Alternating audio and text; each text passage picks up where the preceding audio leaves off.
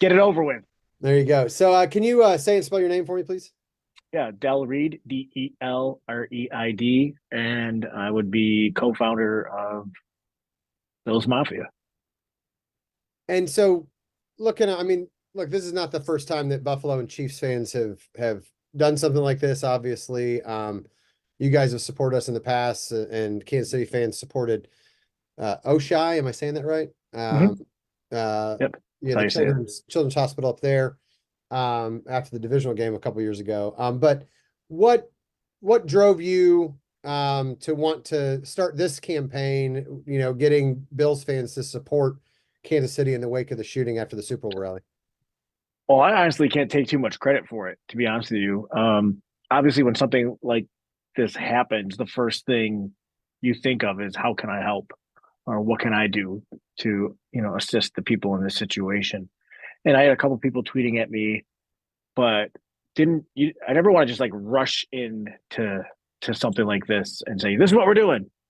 You want to kind of like wait and see what people on the ground there, how what they're suggesting. And there's the Chiefs memes, the Chiefs MMZ Twitter account.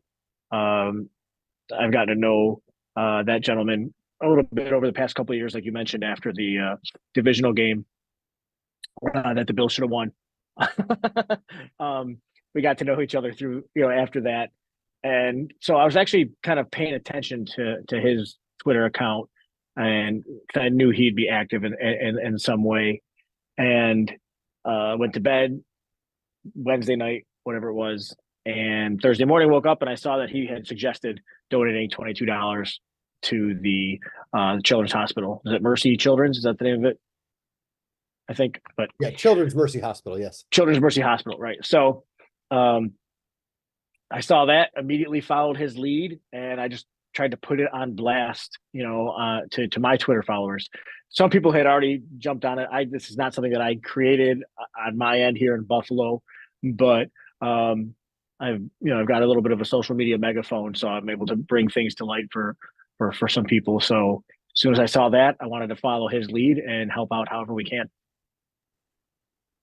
And why is that important? I mean, obviously, I'm sure Chiefs are not the Bills' favorite, team this year, and things like that. But one thing we've noticed here is despite any divisions we might have as a group, when we get together for a Chiefs game or a Chiefs parade, things like this, it really is a unifying force. And I think that's why Kansas City has reacted so viscerally to the violence that took place at the Super Bowl rally. Is that kind of what you guys were tapping into, that communal feeling of being fans Yeah, of this? yeah. So at the end of the day, we're all humans, right? I mean, we're all in this thing called life together. And if somebody's hurting just because they cheer for the wrong team, you still want to help however you can. Um, Actually, it's kind of funny. Like, just go on a quick tangent. I don't know if this will be usable in your interview or not, but this past year, I was voted Bills Fan of the Year. The NFL Fan of the Year program. So they actually sent us to the Super Bowl. I'm not gonna lie, I cheered for the 49ers. and but there was 31 other fans of the year there staying at the hotel, and we all got to know each other. We all became like real friendly with each other real quickly. Because at the end of the day, we still share the same passion. We still share the same love, for our football teams. And it's just, and not that that's even the reason to help. Like, you see somebody in a tough situation, you help them, no matter if they're a sports fan or a football fan or whatever. But just to underscore the point that we all share the same passion, the same love. We're all human. Somebody's hurting, you help them. You see something on the news and you say somebody should do something about that. Cat's out of the bag. You said it out loud. It's up to you to do it. So what, I mean, have you talked to some of your Chiefs fan friends that you have met maybe through the years, and just what was your reaction? Maybe begrudgingly seeing the celebration in Kansas City, like you said, because but to put yourself in that position and think about the shift of that moment from joy and adulation to just terror. Yeah, it sucks. That sucks. And May of 2022, there was a shooting in Buffalo, and to the point where all the Bills players wore a 514 patch, their first home game that year. And that day had nothing going on. I mean, there was a Justin Bieber concert that night. I know because my wife took my daughter, but there was nothing going on that day. And that stands out so much in the Buffalo psyche now, almost 2 years later.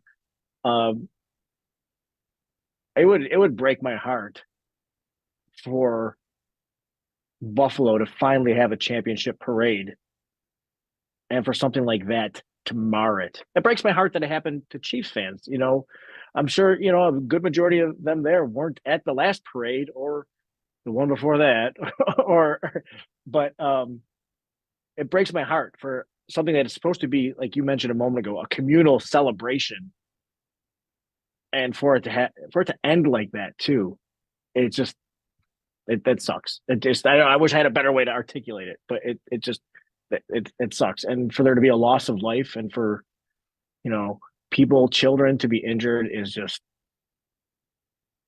that's not what any of this should be about. Well, from Chiefs Kingdom to Bills Mafia, we appreciate your thoughts and your concern and your support of our community.